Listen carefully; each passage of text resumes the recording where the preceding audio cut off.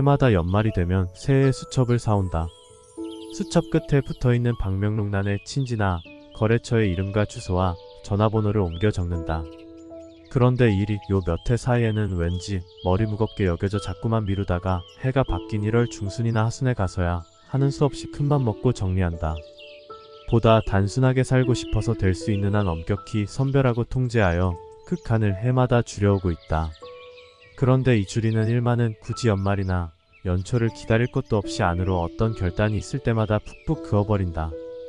내 의식의 분산을 막기 위해 가진 것들을 미련 없이 정리정돈하듯이 내 속들에서 시들해진 그 자취를 지워버리는 것이다. 작년 것을 보니 12군데가 지워졌고 올해 수첩에서는 무려 23군데나 지워졌다. 지워진 곳이 남아있는 곳보다 훨씬 많다. 물론 수첩을 바꿀 때는 빈칸이었다가 도중에 새로 써넣은 것도 덜어는 있다. 하지만 그 수는 지극히 제한되어 있다.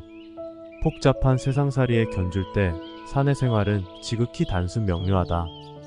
그렇기 때문에 수첩에 적어놓은 일들을 펼쳐보면 남들이 보기에는 너무도 싱거운 일들로 채워져 있을 것이다. 어쩌다 길에 흘린 내 수첩을 누가 주워 본다면 미소를 머금고 주인에게 당장 돌려주고 싶을 것이다.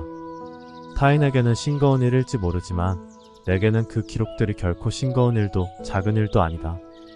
그러면 어떤 일들이 주로 기록되어 있는가 몇 군데 펼쳐보기로 한다. 부풀어 올랐던 매화 꽃망울이 지난밤 휘몰아친 눈바람에 많이 졌다. 속이 상한다. 2월 22일 석축 아래서 수선화가 활짝 문을 열었다. 4월 7일 보성차 밭에 다녀오다. 회차의 신선한 향기 모란 피어나기 시작. 4월 30일 미라부리 소리 머슴새도 지난주에 왔었지.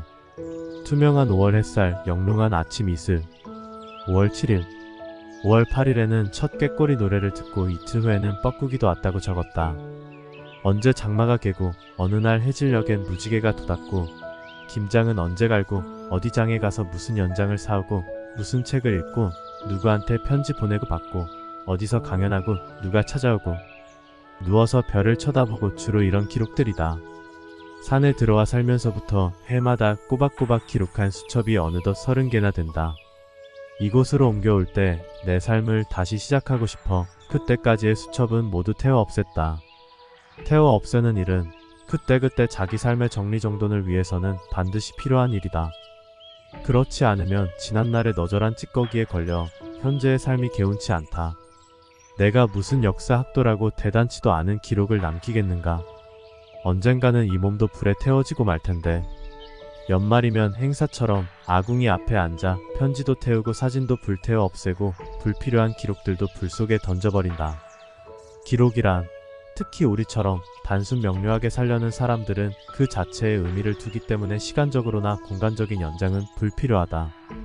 태워버리고 나면 마치 삭발하고 목욕하고 난 뒤처럼 개운하고 홀가분해서 새 삶을 시작하고 싶은 의욕이 솟는다. 금강경에 이런 구절이 있다. 과거의 마음도 찾아볼 수 없고 미래의 마음도 찾아볼 수 없으며 또한 현재의 마음도 찾아볼 수 없다. 찾을 수도 얻을 수도 없는 이 마음을 어디에 메어 두어야 한단 말인가. 찾을 수 없는 마음이라면 텅텅 비워버려야 한다. 텅 빈 데서 비로소 메아리가 울린다. 어디에도 집착이 없는 빈 마음이 훨훨 날 수 있는 자유의 혼을 잉태한다. 거울에 사물이 비치는 것은 거울 자체가 비어있기 때문이다. 거울 속에 만약 무엇이 들어가 있다면 거울은 아무것도 비출 수 없다. 그것은 거울일 수가 없는 것이다. 좋은 친구란 서로가 빈 마음으로 대할 수 있는 사이일 것이다. 서로의 빈 마음에 현재의 자신을 비춰볼 수 있는 그런 사이여야 할 것이다. 그 어떤 선입관념을 가지고는 친구가 될 수 없다. 맞은편의 빈 마음에서 메아리를 들을 수 있다면 그때 비로소 속엔 말을 터놓아도 좋을 것이다. 그러기 전에는 친구이고 싶을 뿐이지 진정한 친구가 되지 못한다. 칼릴 지브라는 그의 예언자 가운데서 이런 말을 하고 있다. 친구를 사귐에는 오로지 정신을 기피하는 일 말고는 딴 뜻을 두지 말라. 사람과 사람 사이에 서로가 정신을 기피한다는 것은 참으로 소망스러운 일이다. 정신을 기피하는 일을 통해서 서로가 힘이 되고 빛이 되어 한없이 승화할 수 있다. 형식 논리로는 하나 보태기 하나는 둘밖에 안 된다. 그렇지만 정신을 기피하는 창조적인 우정에는 둘을 넘어 10도 100도 될 수 있다. 정신을 깊이 하려면 무엇보다 먼저 예절과 신의가 바탕이 되어야 한다. 이 예절과 신의를 바탕으로 서로 간에 창조적인 노력이 기울여져야 한다. 그렇지 않으면 범숙한 사귐과 한때에 알고 지냄에 그치고 만다. 지난 여름 휴가철, 내가 잘 아는 집 아무개 양이 집안에서 혼담이 오고 가는 사이라는 청년을 데리고 왔었다. 그런데 날씨가 좀 덥다고 해서 그 청년이 파자마 차림으로 갈아입은 걸 보고는 아연실색하지 않을 수 없었다. 우리 같은 중이야 사람 축에도 못 끼니까 실례될 건 없다 하더라도 아직 결혼도 하기 전에 소굿바람으로 마주하고 있다니 버릇없고 무례하게 여기지 않을 수 없었다. 결혼한 사람이라 하더라도 그렇지. 초면이라 당사자에게는 말하지 않았지만 그들이 내려간 뒤 그 파자마의 처남들 군에게 가까운 사이일수록 예절을 지켜야 할 거라는 잔소리를 한참 해주었다. 물론 그들에게 전하라고 해서다. 우리가 친구를 찾는 것은 우리들의 좀 모자란 구석을 채우기 위해서지 시간이 남아 주체할 수 없어서 찾는 것은 아니다.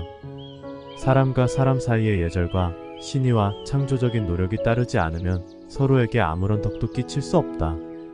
빈 껍을 끼리는 이내 시들해지고 마는 법이니까. 그러니 상호간에 끊임없는 노력을 기울여 그 사이가 날로 새로워져야 서로에게 좋은 친구가 된다. 서로 사랑하되 사랑으로 얽매지는 말게. 마치 한 가락에 올리는 검은고 줄이지만 그 자리는 따로따로이듯이. 역시 지브란의 말. 새해의 수첩은 구해왔지만 아직 주소록은 옮기지 못했다. 이번에는 더욱 엄격히 가려내 삶의 행동 반경을 최소한으로 줄이고 싶다. 50여 년 전 내장산에서 살다가 돌아가신 항명 스님은 새해 아침에 이렇게 읊었다. 묵은해니 새해니 가리지 말게. 겨울 가고 봄이 오니 해 바뀐 듯하지만 보라고 저 하늘이 달라졌는가. 우리가 어리석어 꿈속에 살지. 그렇다 하더라도 해가 바뀌면 저마다 자기 삶을 새롭게 다질 수 있어서 좋다.